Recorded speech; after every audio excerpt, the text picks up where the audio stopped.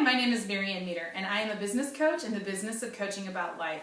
Today I'm here to talk to you about how to not sell yourself short, how to lean into your brilliance. All of us in life have something that we're absolutely brilliant at, and some of us have discovered it, and some of us have not. And sometimes in life you might not be exactly where you want to be. For example, are you making the income that you think you truly deserve? What about your relationships? Your relationships with your friendships, or your relationships, or even your health.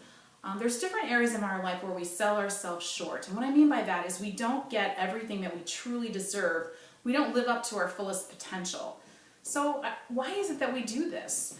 Well, let's look at this for a minute. If you look at life coaching, let's look back. Ever remember a child who starts to act like they can't do something? An emphasis on the word act. Because basically the adults around them know what they're capable of, and you can even call them out on it and say, hey, I know who you really are.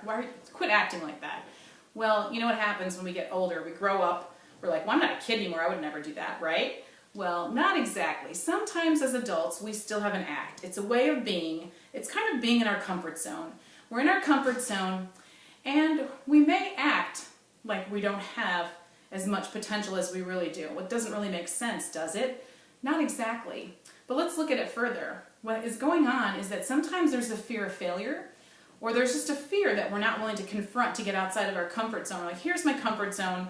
I'm comfortable with this job making $40,000 or $50,000. This is where I've been my whole life. I don't know if I could attain something up here at a higher level. Or maybe you want to write a book. I know you might want to write a book someday and you just put it off. Because why is that? Why do we put something off? After all, this is your life. Remember, it's not a dress rehearsal, it's the real deal. So sometimes when we put something off, we're kind of avoiding the risk of maybe disappointing us or not working out.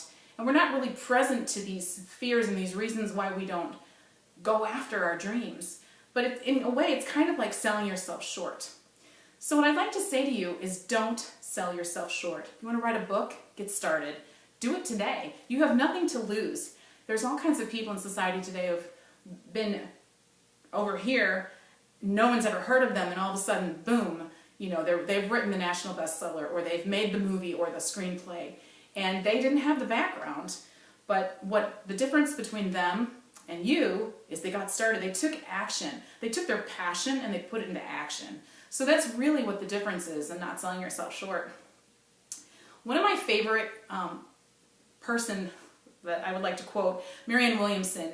She has a quote, and she says, our deepest fear is not that we are inadequate. Our deepest fear is that we're actually powerful beyond measure.